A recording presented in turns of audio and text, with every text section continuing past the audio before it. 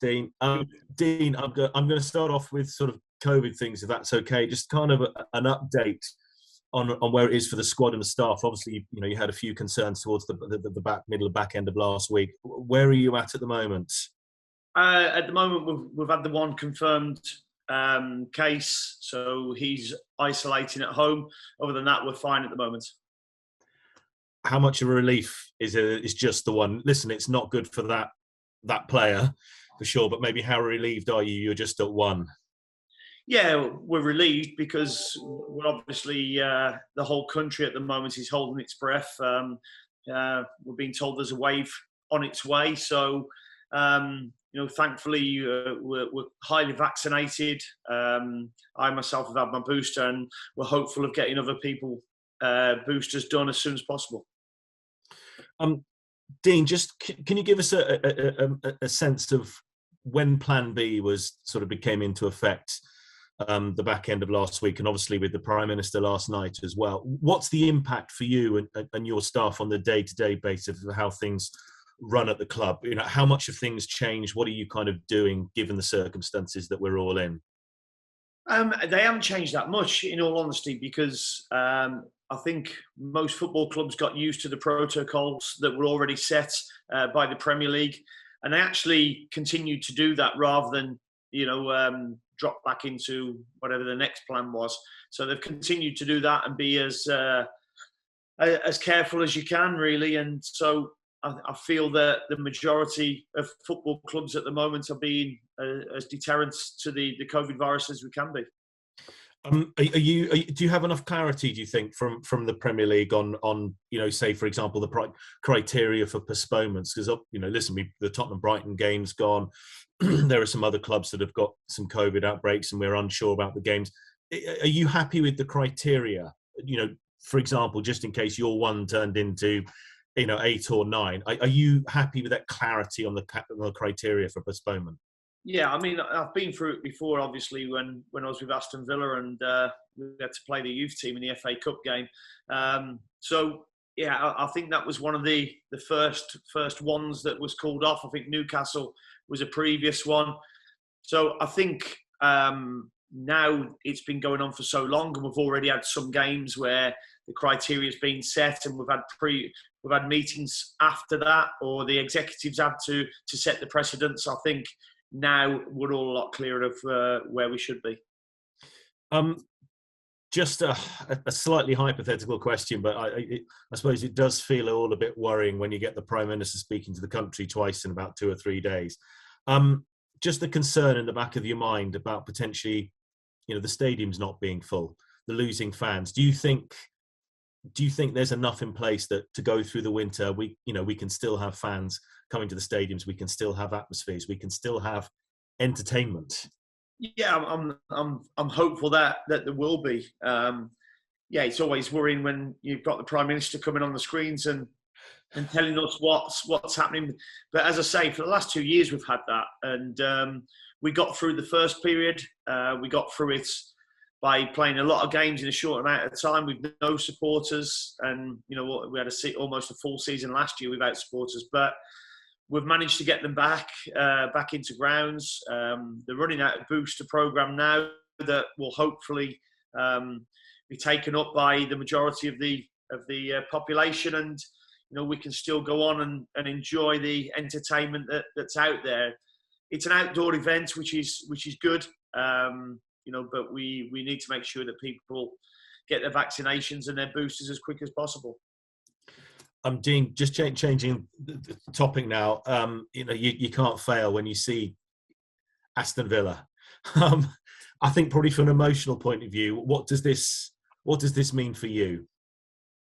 Not that much. It's the next game, to be honest. I was manager there a month ago, and somebody made a decision where I'm not the manager anymore, and I'm not in control of that. So I move on very quickly. I'm enjoying life at Norwich, and it just so happens to be Aston Villa tomorrow. If it was Manchester City or Liverpool, it's the same, that I've got to get 3 points. I made a statement when I left that football club, and I stand by every word of it. And, they've moved on and I've moved on. Just in terms of sort of a question which I have no idea of the answer why I'm asking. Is there an advantage in facing Villa? As you say, a month ago you were there. You know so much of the fabric of the club. A lot of the fabric of the club is down to you. The squad players, the players. You know so much. Is there an advantage in the way that you're able to tactically set up your team and play them, or am I thinking too much about that? Yeah, no, I don't. There's an advantage, obviously, that I know the strengths and weaknesses of all the players because I've brought the majority of them in. I think there's only John McGinn probably who I didn't bring into the football club. He was just before me, but I've worked with them all, so I know their strengths and weaknesses really well. But they also know what I'm about as well, so they'll know what I'll be looking to do and trying to do. So, and Stephen's got in there with his own ideas. So I obviously don't know what them ideas are, but watching the games, you're starting to learn a little bit about them, as they will be with my Norwich team as well. What have you noticed in terms of, Gerard's only been in for 5 games, but in terms of, you do your tactical analysis anyway on anyone, but what do you notice that he's changed specifically? I think that would be giving away my tactics if I talk.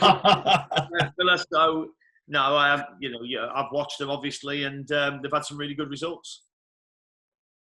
At the weekend, there were lots of perplexing decisions by officials. Consistency seemed. Well, you're not the only manager that said over the weekend, but also previously as well. All I want is consistency. When it comes to refereeing decisions, Dean, how do you get to that point? I think a lot of work, from the referees and their coaches. A lot of reviewing, a lot of reflections on the decision making that's happening out there at the moment. I understand, and I think all managers understand, that you can't have consistency from referee to referee because they'll sometimes see things differently, and you understand that. But what you want is during the 90 plus minutes, you want the decision making to be consistent in the game. That's the important thing, and that's what we're looking for. How far away do you think you are from getting that? Because again, you are not the only one to have very politely raised concerns. Yeah, I mean, listen, we all know that it's a tough job to have. We're all looking at decisions and highlighting them. They have to make split-second decisions. So. Yeah, we're still not where we want to be. I think there's just too much of a subjective nature. With the penalty decisions, certainly handball and upper body contact, lower body contact. And it's something that we spoke about last season an awful lot. I still don't think we've got it right. And hopefully we can keep working together to get it right. Dean, just a final question from me in terms of this period that we're now in. I was kind of looking at the fixture list, and I was trying to come up with a comparison, Dean, and it feels kind of like December and early part of January, Christmas, New Year, could be a bit like a golf major. The third day, they call it the moving day. By the end of this month and into New Year, you could be in a very, very different position to where you are now. Just how crucial a period is this? Condensed as to where you can end up at the end of the season. Yeah, no, it's a real crucial period. We've just gone through a 3-game week, last week or the week before, and now we've got another one now. And it's one where you can pick up points very quickly, or if you don't, others can do around you. And, so it's a really important part, but we can only just concentrate on the next game. We can control our performance. That's all we control. And our performances are moving in the right direction. We just need the results now. Dean, thank you as always, and best of luck tomorrow. And if I don't speak to you before, have a good Christmas. Thank you. And you. Cheers. Thanks, Gary. If we could go to Tom Williams, please, from the BBC. Tom. Hi there, Dean. How's it going? Hi, Tom. I'm good, thank you. Excellent. Just picking up off one of the points you're chatting about there about officiating. When I was at your game on Saturday, do you think VAR is overcomplicating what essentially is quite a simple game? I know. No, I think we all wanted VAR because we wanted to right the wrong decisions. but he's probably taken away some of the responsibility from the on-field referees. They know they have VAR to back them up if they've made a mistake, and that's what it was there for. But I still feel that the referees on field need to take more responsibility. Yeah. Okay. Interesting. And in terms of, you've played really well on Saturday. You played and you had good chances against Tottenham, and you had a great opportunity, didn't you, to beat Newcastle when you didn't play so well on that night. How concerning is it that you're playing a lot better, but probably haven't got the points or your performances have deserved? I think sometimes you have to look at the teams that you've been playing against, and we've just played Tottenham away and Manchester United at home, and our performance levels have been really good. The difference in the Tottenham game was we never took our chances, and I think on Saturday against Manchester United we came up against a very good goalkeeper on the day. And what I thought was a poor decision for the penalty turned the game. So we couldn't have done much more in that game to turn it around. But we need to make better decisions in the final third. If we do that, then we'll be fine. Is there a bit of a psychological hurdle from a forward perspective you need to overcome? Because 8 goals in 16 matches isn't going to cut it in the Premier League, is it? No, it's certainly not. And that's an area, obviously, that we're only too aware of. But all we can do is keep creating chances. That's the hardest thing to do. The hardest thing to do is put the ball in the back of the net. The next hardest thing is to create them chances. We're creating them, and I'm sure the goals will come. And do you think the belief can remain? Because clearly you've got this Norwich side playing with oodles more belief than they had, 4-6 weeks ago. The energy levels are there, and you've got to repeat it tomorrow. And in the hope, I suppose, that your team can deliver and score those goals. I think there's a growing belief within the squad. I think the way that they've approached the games since I've been here has been really pleasing. And the fact that you can take a star-studded Manchester United team and push them as much as we did, and their goalkeeper to get man of the match is proof of that. So we'll continue with that confidence and belief. And just finally, is there extra motivation for you going up against Aston Villa to try and get a result? No, only the motivation that is to win a football game, because I want to win the next game. We need to, because of the position we're in the table, and to close the points tally, because we've had 5 games under me. We've got 5 points, and we need to get more. Great stuff. Well, play like that again tomorrow night, and I think you'll win. Thanks, Dean. Thanks, Tom. Thanks, Tom. Ian. Cheers, Daniel. Hi, Dean. How are you? I'm good, Moose. How are you? You well? Very well, thank you. Sorry, just going back to COVID, I was speaking to a couple of managers last week about whether we might be ending up playing behind closed doors again. If not that, can you see restrictions on the number of fans in stadiums being a possibility over January and February? Possibly, but I just don't know how they're going to actually regulate that. Is it going to be you've got 2 vaccinations and you've got a booster, or that's going to be the hard part, how you regulate it, because the majority of the population have got the 2 vaccinations now, and obviously the government are now trying to push everybody through to get their boosters. So, what's going to regulate whether you can go into a stadium or not? And how difficult is it now being a football manager and I suppose part-time politician? I mean, you're facing questions from people like me, not only about football now, but about health matters.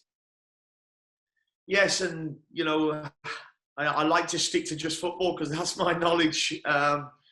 There's far more clever people in terms of knowing the ins and outs of the government at the moment rather than me.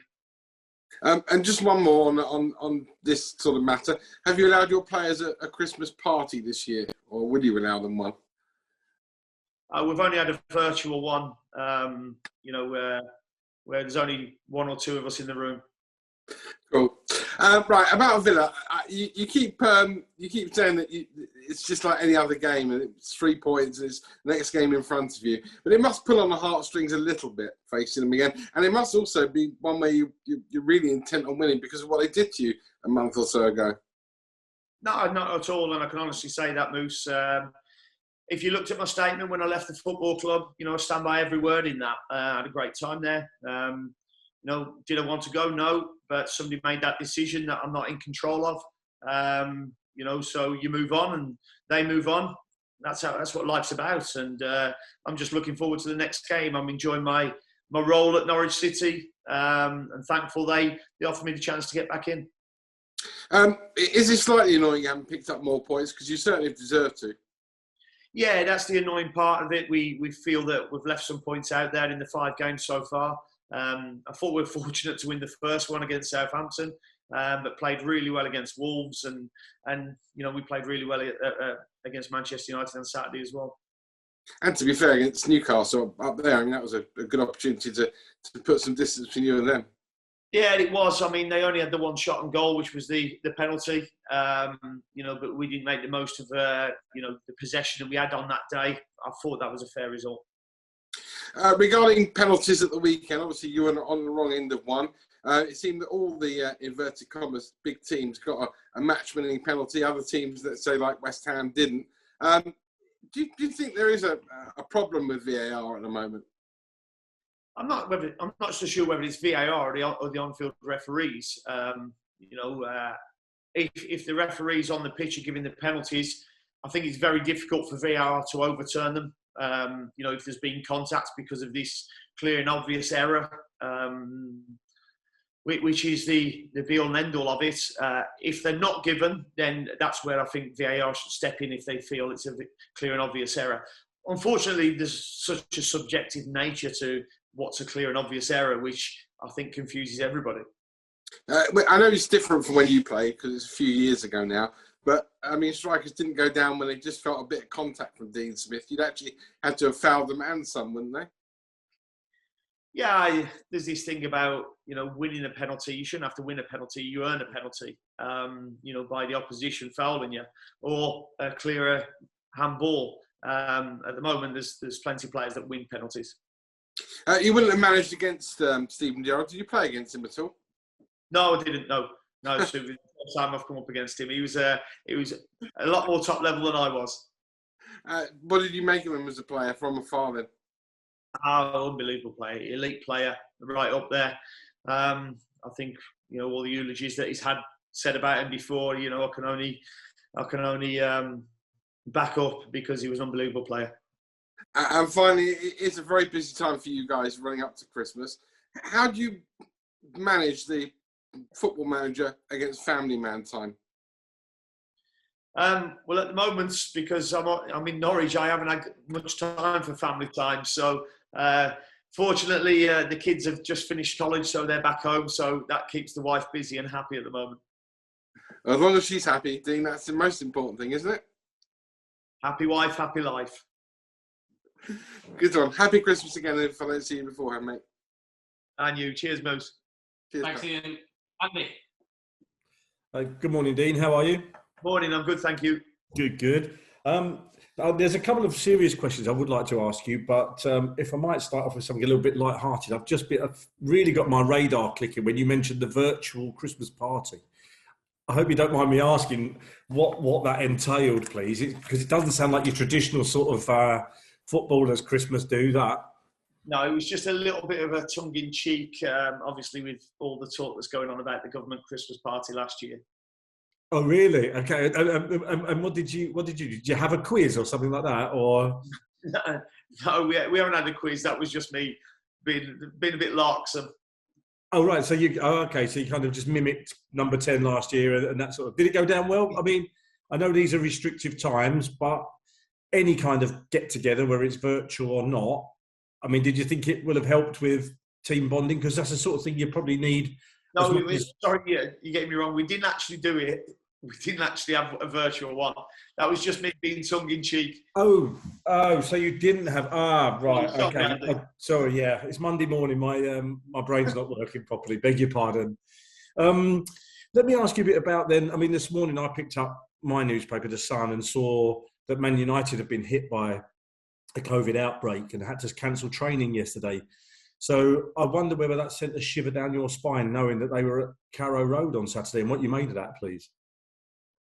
No, I didn't hear about it after. We have obviously we got tested yesterday ourselves, so we had our results come through pretty quickly. So I was quite confident in the protocols that we're following as a football club, and I'm sure Manchester United are as well. But you know, they've had to travel together, obviously, to the game and back.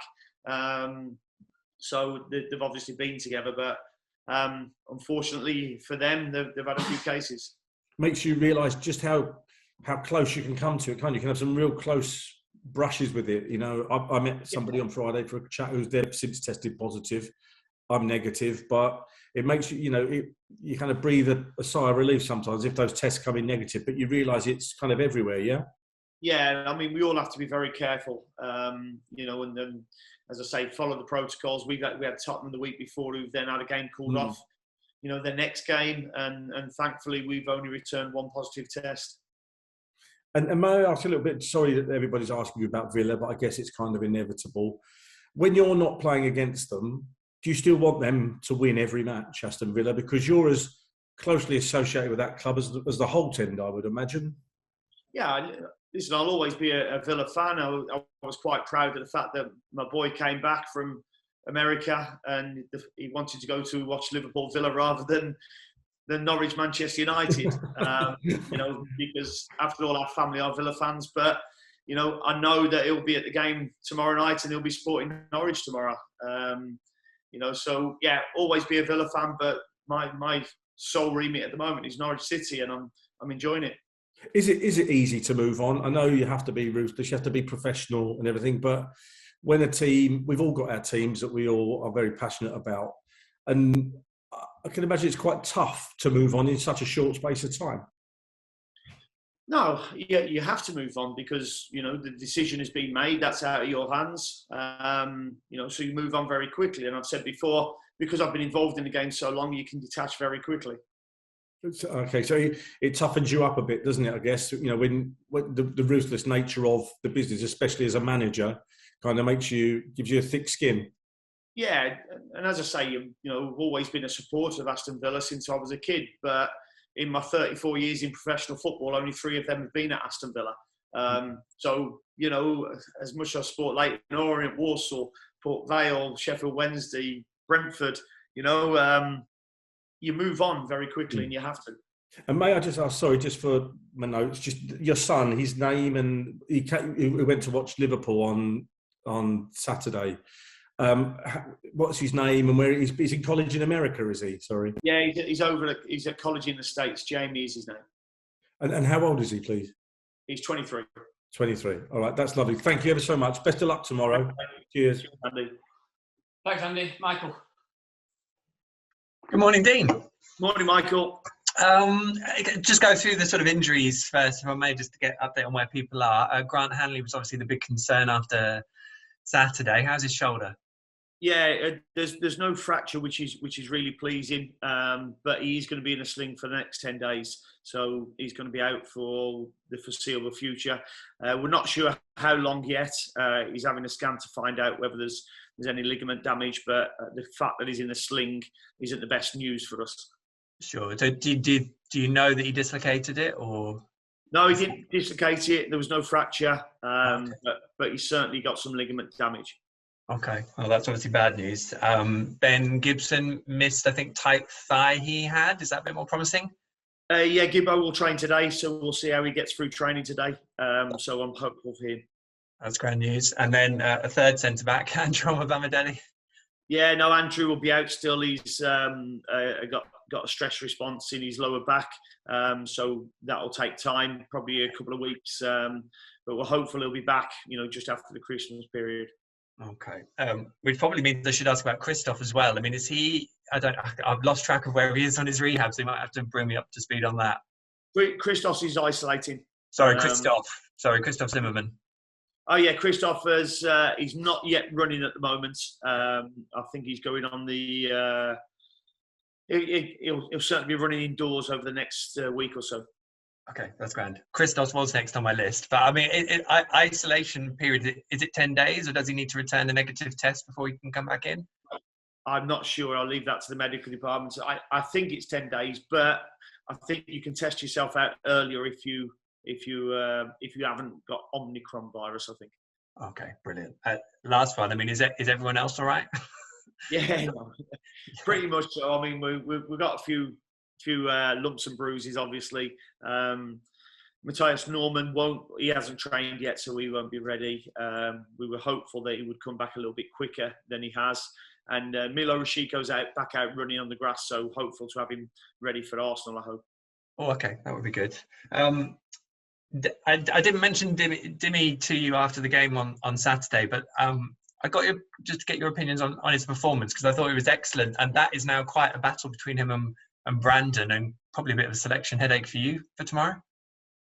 Yeah, I actually welcome a selection headache at the moment because we've got a few players missing. But I thought he came in and did really well. He gave us some really good balance, played some really good football and put in a good defensive performance as well. So I was happy with Dimmy. I mean, what is your view as a manager normally? Is it whoever's in possession, or if the player misses out and it's not through their fault, do they get to keep it? I mean, how much does a player get a chance to prove and to keep their spot, I suppose? Yeah, I think every time a player goes out, it's their opportunity to try and keep the shirt and impress on myself and the coaching squad, coaching staff. And he certainly didn't let himself down in that department, nor did Ozan, who I thought went in and did really well as well. Just a couple more, if I may. I think it's the first time I've seen Josh play on the left. What was sort of the key to that decision of playing him on that side, and also your views on him playing in that role, because he does, when he's able to drive the team and press and link play from those areas, it sort of shows the best of him, I think, at the moment. Yeah, well, I just felt that United would give us the outside and protect the middle. So I felt we could build up some 2v1s, and I thought it was ideal then for our wide forwards to be coming inside onto their favoured foot with our fullbacks going on the outside. So, we always had the option of, a shot or a cross by coming inside, but also the set for the cross from our fullbacks going on the overlap. Brilliant. And then the last thing I want to ask you about was Emi Buendia. I mean, obviously everyone here knows plenty about him. You got to work with him for a bit. What was that like? And I mean, how much is what do you make, I suppose, of the threat he is in amongst that Villa team tomorrow? Yeah, no, it was enjoyable working with Emi. Real good lad, top player, fiery character as well, especially within training. But signed him for a reason, because we knew he can compete at the top level in this league, and the Norwich supporters have only too well seen the qualities that he has. He's probably playing in a different formation now, in a different position to what Norwich players would have seen him in. So it'll be interesting to see how he does tomorrow. I mean, I imagine the Norwich supporters will know that they can tap into that fiery character if they make life a bit difficult for him tomorrow night. Yeah, certainly can. I mean, you use everything you can to your advantage. That's brilliant. Cheers, Dean. Loads of luck tomorrow. Thanks, Michael. Thanks, Michael. Okay, John West, please. Hi, Dean. Hi, John. I was going to ask about Emi as well. Obviously, you buying him from Norwich, you took away Norwich's best player from last season. It was amazing last season. So it's unfortunate now that you haven't got him, really, isn't it? Here. Yeah, it's unfortunate, but that's how football works sometimes. And the football club have used the money wisely. What we got from Emi, and as a self-sufficient club, it was something that the club couldn't turn down. Has he struggled to be the new Jack Grealish, which is a very unfair thing to say, isn't it? I said right from the outset that he's not the new Jack Grealish. He was, a new signing. They don't play similar. They're very different players. And, Emi's had a bit of a troubled start in terms of getting injured and then going away with the national team and having to come back and, isolating for 10 days in Croatia. So it was a real stop-start period for him, which was tough. But he looks like he's getting closer to where all the Norwich City supporters have seen him before. But hopefully, he can wait one more game. I missed what you said about Ben Gibson. Is he out or in? Sorry about that. No, Gibbo's training today, so yeah. Hopefully he'll be okay. Okay, so you have got actually two centre-backs for the game. Two fit ones, anyway, yeah. There is a precedent that a couple of years ago, Norwich had almost the whole team out and they beat Man City. So, yeah, having all these players out doesn't necessarily mean doom or gloom, does it? I mean, not that you're into doom or gloom anyway. No, I said after the game how pleased I was at the quality and the depth of the squad, and I think it was there for all to see. There were some players who'd had their first starts under myself and Shaky, and I thought they contributed really well to a good performance. Brilliant. Thanks so much. Thanks, mate.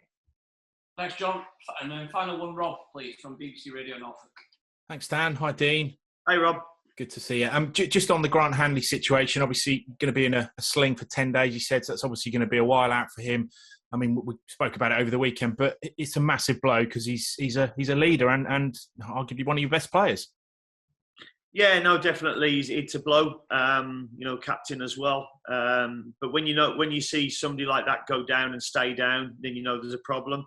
I was really pleased with Sorensen, who came on. Lungi came on and did really well. But, Grant will be a loss to the squad. Yeah, absolutely. And just on Lungi, lots of fans were excited about his performance. Perhaps a bit of the forgotten man at the end of the last manager's tenure, and he obviously brought him in. And he's make Ronaldo look quite normal. He's taken the ball off him a couple of times. How pleased were you with the fact that Jakob Sorensen came in out of position and did a brilliant job for you? Yeah, really pleased, and more pleased actually that he for 70 minutes he's gone and competed, read the game really well, and he never looked in any danger fitness-wise. So what we're doing on the training ground is showing that we're keeping the lads who aren't playing ready to step in when required. And the fact that there is that squad depth, obviously, hopefully Ben Gibson will be fit tomorrow. It's not dire straits. You've lost a big player in Grant Hanley, but at least you do have Ben coming back who can be there if he's required. Yeah, and we've lost some big players. Matthias Norman, Milo Rishika, just to name a couple. But the players who've come in have not let us down by any means, and showing the qualities that we have. Just on Rashida and Norman, how are they looking? How's their recovery coming? Yeah, Norman's coming on a little bit slower than we wanted and expected. Rashika's back on the grass running now, so I'm hopeful he'll be ready to play over the Christmas period. So obviously too soon for Matthias tomorrow night? Yeah, too soon for tomorrow. Yeah, let's just talk about Villa. You've gone in on depth on it, but it's a big game for Norwich. Whoever they're playing, it happens to be a club you used to manage, but it's a game that Norwich at the start of the season would have looked at home. Aston Villa, we should be trying to get 3 points here if we stay up. So that doesn't change. No, it doesn't change. Whoever we play now, we have to make sure we battle and scrap and fight for every point we can get, and that'll be no different whether it was Manchester United Saturday or Aston Villa tomorrow night. And we're looking forward to the game. If we produce the kind of performances we have been, then we'll have a good chance of getting points. And just, I'm sure you played against Villa at some point in your career, maybe a few times. Did you ever manage against them for Brentford or Walsall or anywhere like that? Yeah, no, I managed for Brentford 5 times and unbeaten in 5. You remember that. But is it weird going up against a team that, everyone knows you were a Villa fan growing up. That's no secret. Is it weird or does it motivate you more? How does it make you feel?